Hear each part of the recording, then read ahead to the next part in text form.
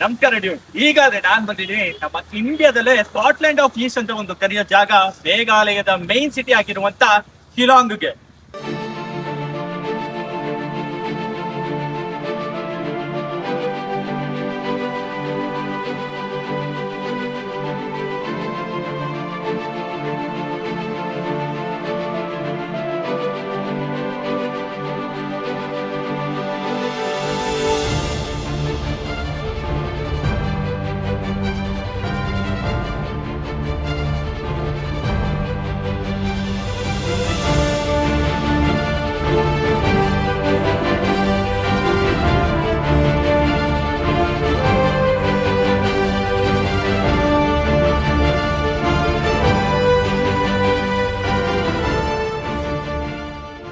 North East ಬಂದ್ಮೇಲೆ ನಾನ್ ಮೊದಲು explore ಮಾಡ್ತಿರೋ ದೊಡ್ಡ ಸಿಟಿ ಶಿಲಾಂಗ್.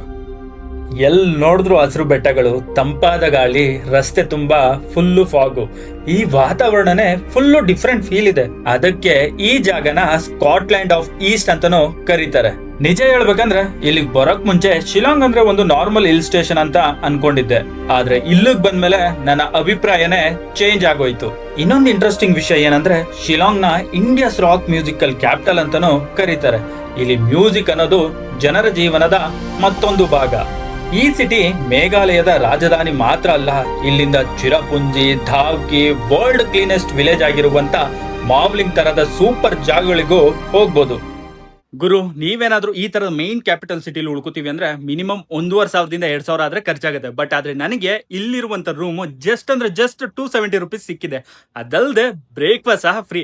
ನಾನೇ ನನ್ನ ಸ್ಟೂಡೆಂಟ್ ಆಗಿದ್ರೆ 230 ರುಪೀಸ್ಗೆ ಈ ಒಂದು ಡಾರ್ಮೆಂಟ್ರಿ ಸಿಕ್ಕಿರೋದು. ಈ ಒಂದು ಡಾರ್ಮೆಂಟ್ರಿ ಹೇಗಿದೆ ಅಂದ್ರೆ ತೋರಿಸ್ತೀನಿ ನೋಡ್ರಿ. ಸೊ ನೋಡ್ತಾ ಇದ್ದೀರಾ, ಈ ರೀತಿ ಬೆಡ್ಗಳಿರುತ್ತೆ, ಚಾರ್ಜಿಂಗ್ ಸಾಕೆಟ್ ಆದ್ರೆ ಅಲ್ಲಿರುತ್ತೆ. ಸೊ ಒಂದು ಒಳ್ಳೆ ವೆಲ್ ಮೇಂಟೈನ್ಡ್ ಹಾಸ್ಟೆಲ್ ಇದು. ಸೊ ಕಬೋರ್ಡ್ಗಳಿದೆ ನಿಮ್ ಲಗೇಜ್ ಇಟ್ಕೊಳ್ಳೋಕೆ. ಅದ್ರ ಜೊತೆಗೆ ಈ ಒಂದು ಜಾಗದಲ್ಲಿ ಬಾಲ್ಕನಿ ಸಹ ಇದೆ. ಸೊ ಆರಾಮಾಗಿ ಬೆಳಗ್ಗೆ ಎದ್ದು ಬಂದ ತಕ್ಷಣ ನಿಮ್ಗೆ ಈ ತರದೊಂದು ಬ್ಯೂಟಿಫುಲ್ ಆಗಿರುವಂತ ವ್ಯೂ ಆದ್ರೆ ಕಾಣಿಸುತ್ತೆ. ಈ ಶಿಲಾಂಗ್ ಸಿಟಿಗೆ ಬಂದ ತಕ್ಷಣ ನಿಮ್ಗೆ ಸಿಗದೆ ಫಸ್ಟ್ ಫಾರಿನ್ ವೈಬ್. ಬಿಕಾಸ್ ಯಾಕೆ ಅಂದ್ರೆ ಇಲ್ಲಿರುವಂತ ಕ್ಲೀನ್ನೆಸ್. ಸೊ ನೀವೆಲ್ಲಿಂದ ಎಲ್ಲಿಗೆ ನೋಡ್ರು ಅಷ್ಟು ಕ್ಲೀನ್ ಆಗಿ ಸ್ವಚ್ಛವಾಗಿ ಇಟ್ಕೋತಾರೆ. ಒಂದು ವೇಳೆ ಕಸ ಇದ್ರು ನೋಡ್ರಿ, ಆ ರೀತಿಯಾಗಿ ಗುಡ್ಡೆ ಮಾಡಿ ಒಂದು ಜಾಗದಲ್ಲಿ ಆದ್ರೆ ಇಡ್ತಾರೆ. ಅಂಡ್ ಅದು ಬಂದು ಕಾರ್ಪೊರೇಷನ್ ಅವರು ತಗೋ ಹೋಗ್ತಾರೆ. ಅಂಡ್ ಈ ರೀತಿ ಕ್ಲೀನ್ ಮಾಡೋದು ಬೆಳಿಗ್ಗೆ, ಮಧ್ಯಾಹ್ನ ಮತ್ತೆ ರಾತ್ರಿ 3 ಟೈಮ್ ಆದ್ರೂ ಕ್ಲೀನ್ ಮಾಡ್ತಾರೆ. ಅದಲ್ಲದೆ ಇಲ್ಲಿರುವಂತ ರೂಲ್ಸ್ ಗಳಾಗಿರ್ಬೋದು ಎಲ್ಲಾನು ಬೇರೆ ಲೆವೆಲ್. ಯಾಕೆ ಅಂತಂದ್ರೆ ಅಷ್ಟು ಡಿಸಿಪ್ಲಿನ್ ಆಗಿರುವಂತ ರೂಲ್ಸ್ ನ ಇಲ್ಲಿರುವಂತ ಜನಗಳು ಫಾಲೋ ಮಾಡ್ತಾರೆ. ಅಂಡ್ ಪೊಲೀಸ್ನವರು ಅವ್ರಿಗೆ ಜೊತೆಗೆ ಸಹಕಾರನಾದ್ರೆ ಮಾಡ್ತಾರೆ. ಗುರು, ಯೂಶಲಿ ಸಿಟಿ ಅಂದ ತಕ್ಷಣ ನಿಮ್ಗೆ ಬರೋದೇ ಹಾರನ್ ಸೌಂಡು, ರಶ್ಶು, ಆ ಗಲಾಟೆ ಸೌಂಡ್ಗಳೇ ಜಾಸ್ತಿ ಅಲ್ವಾ. ಬಟ್ ಈ ಶಿಲಾಂಗಲ್ಲಿ ಆದ್ರೆ ನೀವು ಅದನ್ನ ಯಾವುದು ನೋಡೋಕ್ಕಾಗಲ್ಲ. ಯಾಕಂದ್ರೆ ಅಷ್ಟು ಪೀಸ್ಫುಲ್ ಆಗಾದ್ರೆ ಇಲ್ಲಿ ಜೀವನ ನಡೆಸ್ತಾ ಇರ್ತಾರೆ. ನಾನು ಬಂದ ತಕ್ಷಣ ನಾನು ಅನ್ಕೊಂಡಿದ್ದು ನಾರ್ಮಲ್ ಸಿಟಿ ತರನೇ ಇದು ಒಂದು ಸಹ ಅಂತ ಅನ್ಕೊಂಡಿದ್ದೆ. ಬಟ್ ಆದ್ರೆ ಇಲ್ಲಿರುವಂತ ಜನಗಳು, ಅವರ ಒಂದು ಲೈಫ್ ಸ್ಟೈಲ್ ಇದೆಯಲ್ಲ, ನಿಜವಾಗ್ಲೂ ಅದ್ಭುತವಾಗಿದೆ. ಗುರು, ಯೂಶಲಿ ಪಾರ್ಕ್ ಅಂದ್ರೆ ಏನು? ಬರೀ ಪಾರ್ಕ್ ಮಾತ್ರ ನೀಟಾಗಿ ಗ್ರೀನರಿ ಆಗಿ ಇಟ್ಕೊಂಡು ಅಕ್ಕಪಕ್ಕ ಎಲ್ಲ ಮರಗಳನ್ನೆಲ್ಲ ಕತ್ತರಿಸ್ಬಿಟ್ಟು ಬಿಲ್ಡಿಂಗ್ ಆದ್ರೆ ಕಟ್ತಾರೆ. ಆದ್ರೆ ಶಿಲಾಂಗಲ್ಲಿ ಆ ರೀತಿ ಅಲ್ಲ. ಸೊ ಕಾಣಿಸ್ತಿದೆಯಲ್ಲ ನಿಮ್ಗೆ. ಸೊ ಎಲ್ಲ ಮರಗಳನ್ನು ಅದೇ ರೀತಿಯಲ್ಲಿ ಸೇಫ್ಟಿಯಾಗಿ ಇಟ್ಕೊಂಡು ಈ ಒಂದು ಪಾರ್ಕ್ನಾದ್ರೆ ಡೆವಲಪ್ಮೆಂಟ್ ಮಾಡೋರೆ. ಅದ್ರ ಜೊತೆಗೆ ಈ ಒಂದು ಕಾಡೆ ಈ ಒಂದು ಜಾಗದ ಬ್ಯೂಟಿ. ಈಗಾದ್ರೆ ಶಿಲಾಂಗ್ನ ಫಸ್ಟ್ ಪ್ಲೇಸ್ನ ವಿಸಿಟ್ ಮಾಡ್ತಾ ಇದ್ದೀನಿ, ಅದೇ ವಾರ್ಡ್ ಲೇಕ್ ಅಂತ. ಅದ್ರ ಎಂಟ್ರಿ ಟಿಕೆಟ್ ಆದ್ರೆ 20 ರೂಪಾಯಿ. ಈ ಒಂದು ವಾರ್ಡ್ ಲೇಕ್ ಆದ್ರೆ ನಿಮಗೆ ಬೆಳಗಿನ ಜಾವ 8:30 ಓಪನ್ ಆದ್ರೆ ಸಂಜೆ 6:30ವರೆಗೂ ಇರುತ್ತೆ. ಅಂಡ್ ನೀವೇನಾರ ಕ್ಯಾಮ್ರಾ ಆಗಿರ್ಬೋದು, ಗೋಪ್ರೋ ಆಗಿರ್ಬೋದು ಅಥವಾ ಡ್ರೋನ್ಗಳು ತಂದ್ರೆ ಸುಮಾರು 100 ರುಪೀಸ್ ಆದ್ರೆ ಈಸ್ಕೊತಾರೆ. ಶಿಲಾಂಗ್ ಸಿಟಿಯ ಮಧ್ಯದಲ್ಲಿ ಇಷ್ಟು ಪೀಸ್ಫುಲ್ ಆದಂತ ಪ್ಲೇಸ್ ಇದೆ ಅಂತ ನಾನು ಊಹೆನೂ ಮಾಡಿರಲಿಲ್ಲ. ಆ ಜಾಗನೇ ವಾರ್ಡ್ಸ್ ಲೇಕ್. ಸುಮಾರು 100 ವರ್ಷಕ್ಕಿಂತ ಹೆಚ್ಚು ಇತಿಹಾಸ ಹೊಂದಿರೋ ಈ ಲೇಕು ಬ್ರಿಟಿಷರ ಕಾಲದಲ್ಲಿ ಕಟ್ಟಿದ್ದು. ಸುತ್ತಲೂ ಹೂವಿನ ತೋಟ, ದೊಡ್ಡ ದೊಡ್ಡ ಮರಗಳು, ಮಧ್ಯದಲ್ಲಿ ಈ ಒಂದು ಬ್ಯೂಟಿಫುಲ್ ಲೇಕು ನೋಡಕ್ಕೆ ತುಂಬಾ ರಿಲ್ಯಾಕ್ಸಿಂಗ್ ಫೀಲ್ ಕೊಡುತ್ತೆ. ಇಲ್ಲಿಗೆ ಬಂದವರು ಜಸ್ಟ್ ವಾಕ್ ಮಾಡ್ತಾರೆ, ಕೆಲವರು ಬೋಟ್ ರೈಡ್ ಕೂಡ ಎಂಜಾಯ್ ಮಾಡ್ತಾರೆ, ಇನ್ ಕೆಲವರು ಸುಮ್ನೆ ಕೂತ್ಕೊಂಡು ಈ ಶಾಂತವಾಗಿರುವಂತ ವಾತಾವರಣನ ಎಂಜಾಯ್ ಮಾಡ್ತಾರೆ. ನೋಡೋಕೆ ಚಿಕ್ಕ ಲೇಕ್ ಅನ್ಸ್ಬೋದು, ಆದ್ರೆ ಇದರ ಬ್ಯೂಟಿ ಅದನ್ನ ಸುತ್ತೊರೆದಿರೋ ಈ ನೇಚರ್ ಅಲ್ಲಿ ಇದೆ. ಸಿಟಿ ಸೌಂಡ್ ಇಂದ ಸ್ವಲ್ಪ ಬ್ರೇಕ್ ಬೇಕು ಅಂದ್ರೆ ಶಿಲಾಂಗ್ ನ ವಾರ್ಡ್ಸ್ ಲೇಕ್ ಮಾತ್ರ must visit place. Guys, actually Shillong ನನಗೆ ಎಷ್ಟು ತುಂಬ ಇಷ್ಟ ಆಗ್ತೈತೆ ಅಂದರೆ ಈ ಒಂದು ಜಾಗ ಆಗಿರ್ಬೋದು, ಸಿಟಿ ಆಗಿರ್ಬೋದು, ಎಸ್ಪೆಷಲಿ ಪಾರ್ಕ್ ಆಗಿರ್ಬೋದು. ಆ್ಯಂಡ್ ಇದ್ರ ಜೊತೆಗೆ ಇನ್ನೂ ಒಂದು ಪಾರ್ಕ್ ಇದೆ. ಅವೆರಡು ಆದರೆ ನಿಮಗೆ ನಿಜವಾಗ್ಲೂ ನಾವೇನೋ ಫಾರಿನಲ್ಲಿ ಇದೀವ ಗುರು ಅನ್ನೋ ಒಂದು ಫೀಲ್ನಾದ್ರೆ ಕೊಡುತ್ತೆ. ಮೇಘಾಲಯಕ್ಕೆ ಬಂದಾಗ ಈ ಒಂದು ವಾರ್ಡ್ ಲೇಕ್ನಾದ್ರೆ ಮಿಸ್ ಮಾಡಬೇಡ್ರಿ. ಯಾಕಂದರೆ ನಿಮ್ಮ ಫ್ಯಾಮಿಲಿಗಳ ಜೊತೆ ಟೈಮ್ ಸ್ಪೆಂಡ್ ಮಾಡೋಕ್ಕೆ ಈ ಒಂದು ಜಾಗ ಬೆಸ್ಟ್ ಲೊಕೇಶನ್. ಈ ಒಂದು ಜಾಗದಲ್ಲಿ ಬೋಟಿಂಗ್ ಮಾಡಬೇಕಂದ್ರೆ ಫಸ್ಟ್ ನೀವು ಬರಬೇಕಾಗಿರುತ್ತೆ ಈ ಒಂದು ಬೋಟ್ ಹೌಸ್ ಹತ್ರ. ಇಲ್ಲಿಗೆ ಬಂದರೆ ನೀವು ಎಂಟ್ರಿ ತಗೋಬೋದು. ಸೊ ಇಲ್ಲಿ ಎರಡು ರೀತಿ. ಒಂದು, ನೀವು ಈ ಒಂದು ಜಾಗದಲ್ಲಿ ಫ್ರೀಯಾಗಿ ಕೂತ್ಕೊಂಡಾದ್ರೆ ಎಲ್ಲರೂ ಬೋಟಿಂಗ್ ಮಾಡೋದಾದ್ರೆ ನೋಡಿಕೊಂಡು ಈ ಒಂದು ನೇಚರ್ನಾದ್ರೆ ಎಂಜಾಯ್ ಮಾಡ್ಬೋದು. ಅದೇ ನೀವು ಬೋಟಿಂಗ್ ಮಾಡ್ತೀನಿ ಅಂದರೆ ಇಲ್ಲಿ ಕಾಣಿಸ್ತಿದೆಯಲ್ಲ, ಸೊ ಪರ್ ಪರ್ಸನ್ಗೆ 100 ರುಪೀಸ್ ಇರುತ್ತೆ. ಟೋಟಲ್ ಆಗಿ 4 ಜನದಿಂದ 400 ರೂಪಾಯಿ ಆದ್ರೆ ತಗೋತಾರೆ. ಆ್ಯಂಡ್ ನೀವು ವಿತ್ ಗೈಡ್ ಜೊತೆಗಾದ್ರೂ ಬೋಟಿಂಗ್ ಮಾಡ್ಬೋದು, ವಿತೌಟ್ ಗೈಡ್ ಜೊತೆ ಆದ್ರೂ ಬೋಟಿಂಗ್ ಮಾಡ್ಬೋದು. ಆ್ಯಂಡ್ ಮೇಲ್ಗಡೆ ಕಾಣಿಸ್ತಿದೆ ನೋಡಿ, ಸಮ್ಮರಲ್ಲಾದರೆ 9:30 ಇಂದ 5:30, ವಿಂಟರಲ್ಲಾದರೆ 9:30 ಇಂದ 4 o'clock. ಸೊ ಈ ಒಂದು ಜಾಗಕ್ಕೆ ಬಂದು ಬೋಟಿಂಗ್ ಮಾಡ್ಬೇಕಂದ್ರೆ ಮಾಡಿ, ಇಲ್ಲ ನಂತರ ಫ್ರೀಯಾಗಿ ಕೂತ್ಕೊಂಡು ಎಂಜಾಯ್ ಮಾಡ್ತೀನಿ ಅಂದರೆ ಈ ಒಂದು ಜಾಗದಲ್ಲಿ ಕೂತ್ಕೊಂಡು ಆ ಒಂದು ವ್ಯೂನ ಎಂಜಾಯ್ ಮಾಡಿ. ಗೈಸ್, ಯೂಶಲಿ ಈ ಥರ ಲೇಕ್ ಪಾರ್ಕ್ ಆದರೆ ಒಂದು 1/2 hour ಆದರೆ ಎಕ್ಸ್ಪ್ಲೋರ್ ಮಾಡ್ಬೋದು. ಆಲ್ಮೋಸ್ಟ್ ನಾನು 1.5 hour ಆಯಿತು, ಇನ್ನೂ ಹೋಗಲಿಲ್ಲ. ಯಾಕೆ ಅಂದರೆ ಇಲ್ಲಿರುವಂಥ ನೇಚರು ಅಷ್ಟು ಬ್ಯೂಟಿಫುಲ್ ಆಗೈತೆ ಗುರು. ನೋಡಿ, ಈ ಥರ ವ್ಯೂ ಇದ್ದಾಗ ಇದನ್ನು ಬಿಟ್ಟು ಹೋಗೋಕೆ ಯಾವ ರೀತಿ ಮನ್ಸು ಬರುತ್ತೆ ಹೇಳ್ರಿ, ಅಷ್ಟು ಸೂಪರ್ ಆಗೈತೆ. ಆದರೆ ಈಗ ಎಕ್ಸಿಟ್ ಆಗ್ತಾ ಇದ್ದೀನಿ, ಯಾಕಂದರೆ ಇನ್ನೂ ನಾಷ್ಟನೂ ತಿಂದಿಲ್ಲ, ಸುಮಾರು 11:15 ಆಗೋಯ್ತು. ಹೀಗಾದರೆ ಹೋಗಿ ಇಲ್ಲಿರುವಂಥ ಫೇಮಸ್ ಊಟನಾದರೆ ತಿನ್ಕೊಂಡು ಅದಾದಮೇಲೆ ಇನ್ನೊಂದು ಪ್ಲೇಸ್ನಾದರೆ ಎಕ್ಸ್ಪ್ಲೋರ್ ಮಾಡ್ತೀನಿ. ಗೈಸ್, ಈಗಾದರೆ ನಾನು ಟಿಫನ್ ತಿನ್ನಕ್ಕೆ ಬಂದಿದ್ದೆ. ಸೊ ಟಿಫನ್ ತಿನ್ಬೇಕಾದಾಗ ನನಗಿಲ್ಲಾದರೆ ಸಿಕ್ಕಿದ್ದು ರೈಸು ದಾಲು. ಬಟ್ ನನಗೆ ವಿಚಿತ್ರ ಅನಿಸಿದೆ ಏನು ಗೊತ್ತಾ, ಈ ಒಂದು ಹೋಟ್ಲಲ್ಲಿ ಒಂದು ಫುಡ್ ಐತೆ, ಅದು ಮಾತ್ರ ಒಂಥರ ವಿಚಿತ್ರ ಅನಿಸ್ತು. ಸೊ ಈಗಾದ್ರೆ ನೋಡ್ತಿದ್ದೀರಲ್ಲ, ಅದು ಬಂದು ರೈಸ್ ಅಂತೆ, ನೋಡಕ್ ಸೇಮ್ ಇಡ್ಲಿ ತರ ಐತೆ, ಬಟ್ ಅದಾದ್ರೆ ರೈಸ್ ಅಂತೆ. ಇದು ಬಂದು ಸ್ಟಿಕ್ಕಿ ರೈಸು. ಅಂಡ್ ಇದನ್ನ ಮಾಡೋ ರೀತಿ ಹೆಂಗೆ ಗೊತ್ತಾ ನೋಡ್ರಿ. ಸೊ ಅದ್ರೊಳಗಿರೋಂತ ರೈಸ್ ಹಾಕೊಂಡು ಕೊಕೊನಟ್ ಕೊಕೊನಟ್ ಅಂತೆ ನೋಡ್ರಿ, ಅದೆರಡು ಮಿಕ್ಸ್ ಮಾಡಿ rice rice rice powder, okay, rice powder, rice coconut powder, coconut powder, ये हाँ ओके, चीनी हाँ चीनी Sweet. Sugar sugar sugar mix करके मिक्स करके इधर पानी में दे. ಓಕೆ, ಇದ್ರೊಳಗಾದ್ರೆ ಹಾಕ್ತಾರಂತೆ. ಗೈಸ್, ಈಗಾದ್ರೆ ಇದನ್ನಾದ್ರೆ ಈಸ್ಕೊಂಡಿದೀನಿ, ಇದನ್ನ ಟೇಸ್ಟ್ ತಿಂದು ಹೇಗಿದೆ ಅಂತ ಹೇಳ್ತೀನಿ ನೋಡ್ರಿ.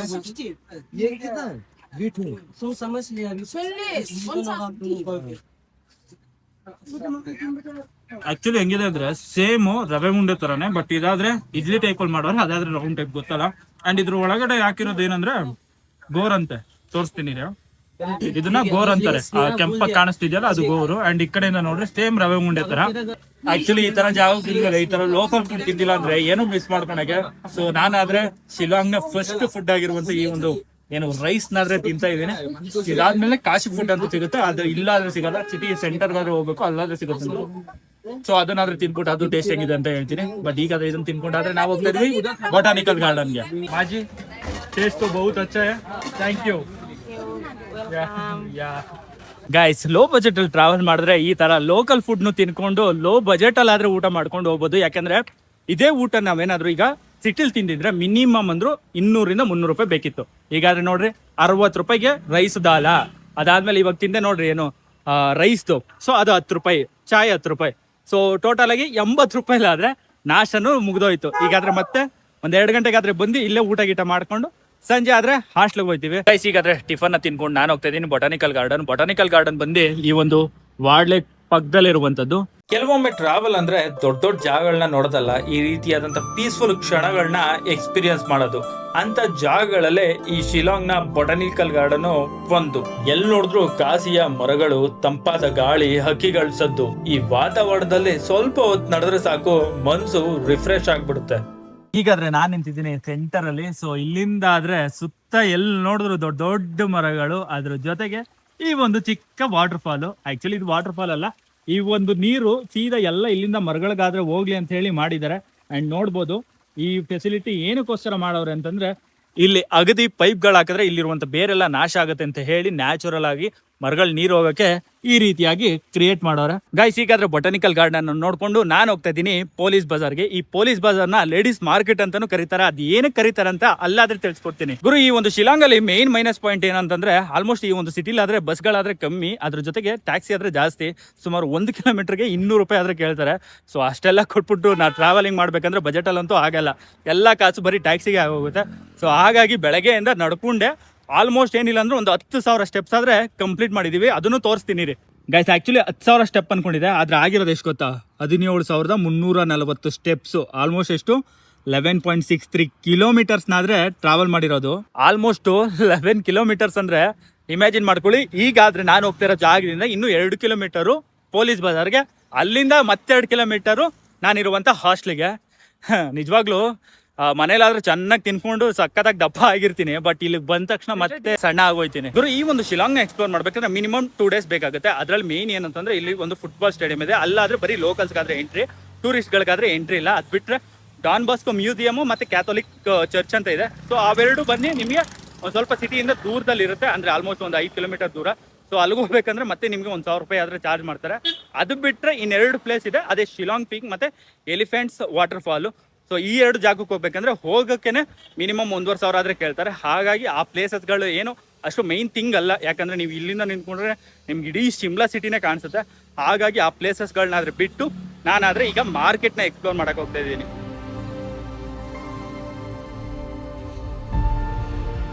ಪೊಲೀಸ್ ಬಜಾರ್ ಮಾರ್ಕೆಟ್ ಅಂತಾನು ಕರೀತಾರೆ, ನಾನಾದ್ರೆ ಲೇಡೀಸ್ ಮಾರ್ಕೆಟ್ ಅಂತ ಕರೆದೆ. ಆಲ್ಮೋಸ್ಟ್ ಶಿಲಾಂಗ್ ಅಲ್ಲಿ ಏನಂದ್ರೆ ಹೆಣ್ಮಕ್ಳದೇ ಅಪ್ಪರ್ ಹ್ಯಾಂಡ್ ಆಗಿರುತ್ತೆ. ಗಂಡ್ ಮಕ್ಳಾದ್ರೆ ಮನೇಲಾದ್ರೆ ಒಂದ್ ಸ್ವಲ್ಪ ಕೆಲಸ ಮಾಡ್ಕೊಂಡು ಅವ್ರು ಟ್ಯಾಕ್ಸಿ ಗೀಕ್ಸಿ ಓಡಿಸ್ಕೊಂಡಿರ್ತಾರೆ. ಹೆಣ್ಮಕ್ಳು ಬಟ್ಟೆಗಳೇ ಜಾಸ್ತಿ, ಗಂಡ್ ಮಕ್ಳಿಗಾದ್ರೆ ಬರೀ ಜಾಕೆಟ್ ಸಿಗುವಂತದ್ದು. ಒಂದು ಪೀಸು ಜಸ್ಟ್ 200 ರೂಪಾಯಿ ಗುರು. ಹೆಣ್ಮಕ್ಳನ್ನಾದ್ರೆ ಕರ್ಕೊ ಬಂದ್ರೆ ನಿಜವಾಗ್ಲು ನಿಮ್ಗಂತೂ ಟೋಕನ್ ಪಕ್ಕ. ನಾನು ಯಾವ್ದೋ ಚೈನೀಸ್ ಮೂವಿಲ್ ನೋಡಿದೆ ಆ ತರದ ಹ್ಯಾಟ್ಗಳು. 3 piece 50, 1 piece 20, 3 piece 50.